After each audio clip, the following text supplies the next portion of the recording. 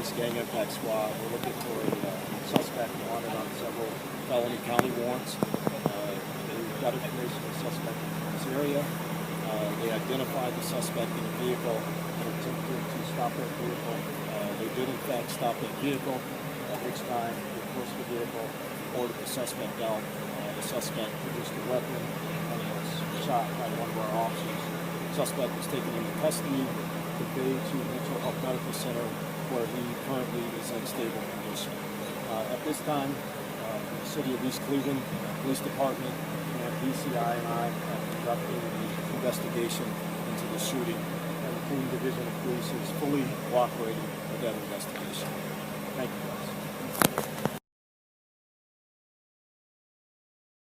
Cleveland cop who previously shot unarmed man, allowed to attend rehab instead of jail after drug arrest. A member of the Cleveland Police Gang Unit, who was involved in a 2015 shooting of an unarmed man that the department initially lied about, was later himself busted for drugs. However, instead of going to jail, he's been given a deal that will allow him to go to rehab instead of having his guilty plea count as a conviction. In the shooting, for which a lawsuit is set to go to trial soon, Detective John Periendry claimed that the man he shot during a drug bust, Jovan Dawson, had gotten out of a car with a gun in his hand. The other 5 good cops at the scene backed up his story, and one of them also moved a bullet casing to support the claim. Even Cleveland Police Chief Kelvin Williams got in on the act, making a statement to the press at the scene that Dawson was armed when he was shot. However, information later released as part of the lawsuit indicated that the only gun recovered at the scene had been stored within the center console area on the inside of the vehicle. Investigators from the Ohio Attorney General's Office Bureau of Criminal Investigation concluded that the gun could not have been used by Dawson. Meanwhile, even as he was in the process of arresting and shooting people for drug crimes, he was simultaneously buying drugs by the handful. In fact, evidence showed that he literally ordered drugs while on duty as part of the narcotics squad. Incidentally, his taste for prescription painkillers and heroin were uncovered after a drug bust that included the Brooklyn, Ohio law director and the son of the mayor of Parma, Ohio. Via Cleveland.com. Periendry would soon face criminal investigation for another incident that happened in the weeks before and after the shooting. In October 2015, as investigators continued probing the Dawson shooting, local and federal authorities raided the Seven Hills home of Alfonso Yunus, a suspected drug dealer. Police found Yunus counting and crushing pills at his house along with then Brooklyn law director Scott Clausen and attorney Brian Byrne, son of Parma Mayor Mike Byrne. All 3 were arrested. A subsequent tip from a confidential police informant and a search of Yunus' cell phone turned up hundreds of text messages with a number that was later traced to Periendry, according to court records. The messages appeared to be criminal in nature and showed Periendry, a detective in charge of investigating and arresting drug dealers, repeatedly requesting to buy prescription painkillers and heroin off of Yunus, and even agreeing to act as a middleman for some drug deals, according to a search warrant affidavit obtained by Cleveland.com in December 2015.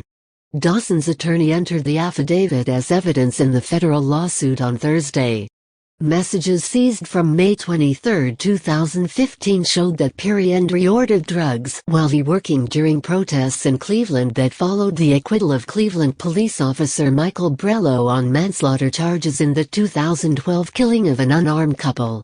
He also used a shorthand for what the affidavit describes as a racial slur to describe the protesters.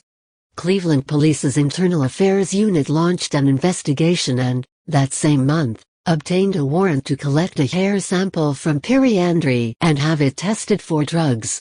But before they could execute the warrant, Periendry took a medical leave of absence and checked himself into a drug rehabilitation center in California, internal investigators wrote in the affidavit. The deal.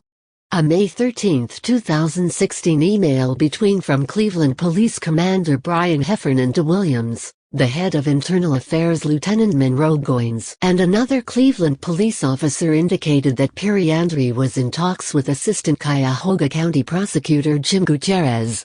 The two agreed that Periandry would be charged by information and plead guilty to a felony drug possession charge at a June 7 court hearing. He would receive treatment in lieu of conviction, the email says. Periandry would then serve a year's probation, and the charge would be dropped from his record if he successfully completed treatment.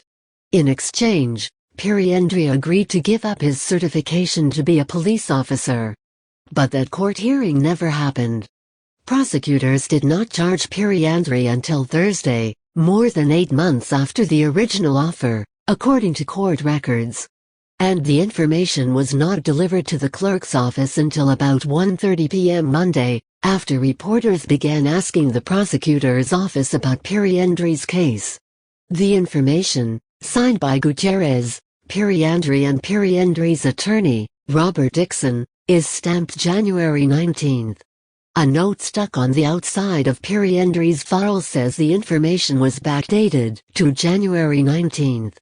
Kathleen Caffrey, a spokeswoman for the prosecutor's office, said on Monday that Periandry had been charged by information and pleaded guilty in June.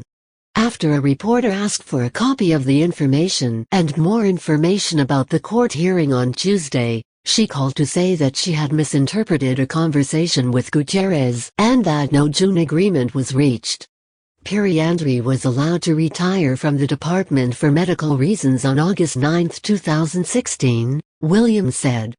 Also, when reporters began asking about the drug conviction as a result of discovery information from the lawsuit, a spokesman for the prosecutor's office explained that the records of it had never been entered into the Cuyahoga County Common Pleas Court's public docket due to an IT issue. # seems legit.